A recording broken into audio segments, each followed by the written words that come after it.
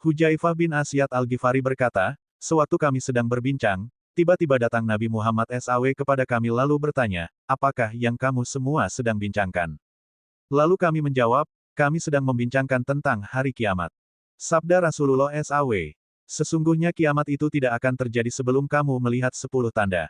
Asap, Dajjal, binatang melata di bumi, terbitnya matahari sebelah barat, turunnya Nabi Isa alaihi salam, keluarnya Yakjuj dan Makjuj, gerhana di timur, gerhana di barat, gerhana di Jazirah Arab, keluarnya api dari kota Yaman menghalau manusia ke tempat pengiringan mereka.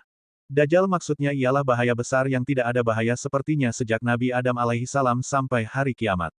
Dajjal boleh membuat apa saja perkara-perkara yang luar biasa. Dia akan mendakwa dirinya Tuhan, sebelah matanya buta dan di antara kedua matanya tertulis perkataan, ini adalah orang kafir.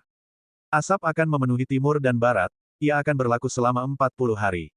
Apabila orang yang beriman terkena asap itu, ia akan bersin seperti terkena sel sema, sementara orang kafir pula keadaannya seperti orang mabuk, asap akan keluar dari hidung, telinga dan dubur mereka. Binatang melata yang dikenali sebagai Dabatul Ard ini akan keluar di kota Mekah dekat Gunung Safa, ia akan berbicara dengan kata-kata yang fasih dan jelas. Dabatul Ard ini akan membawa tongkat Nabi Musa alaihi salam dan cincin Nabi Sulaiman alaihi salam. Apabila binatang ini memukulkan tongkatnya ke dahi orang yang beriman, maka akan tertulislah di dahi orang itu, ini adalah orang yang beriman. Apabila tongkat itu dipukul ke dahi orang yang kafir, maka akan tertulislah, ini adalah orang kafir. Turunnya Nabi Isa alaihi salam di negeri Syam di Menara Putih, beliau akan membunuh Dajjal.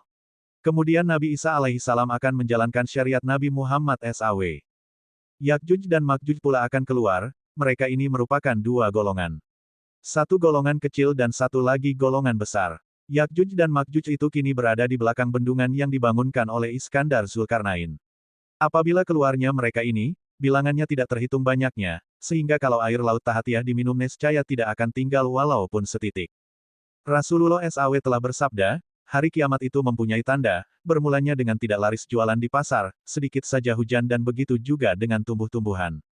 Gibah menjadi-jadi di merata-rata, memakan riba, banyaknya anak-anak zina, orang kaya diagung-agungkan, orang-orang fasik akan bersuara lantang di masjid, para ahli mungkar lebih banyak menonjol dari ahli hak. Berkata Ali bin Abi Thalib, akan datang di suatu masa di mana Islam itu hanya akan tinggal namanya saja, agama hanya bentuk saja, Al-Quran hanya dijadikan bacaan saja, mereka mendirikan masjid, sedangkan masjid itu sunyi dari zikir menyebut asma Allah. Orang-orang yang paling buruk pada zaman itu ialah para ulama, dari mereka akan timbul fitnah dan fitnah itu akan kembali kepada mereka juga. Dan kesemua yang tersebut adalah tanda-tanda hari kiamat. Sabda Rasulullah SAW, apabila harta orang kafir yang dihalalkan tanpa perang yang dijadikan pembahagian bergilir. Amanat dijadikan seperti harta rampasan, zakat dijadikan seperti pinjaman, belajar lain daripada agama, orang lelaki taat kepada istrinya, menderhakai ibunya, lebih rapat dengan teman dan menjauhkan ayahnya, suara-suara lantang dalam masjid, pemimpin kaum dipilih dari orang yang fasik, orang dimuliakan karena ditakuti akan tindakan jahat dan aniayanya dan bukan karena takutkan Allah, maka kesemua itu adalah tanda-tanda kiamata.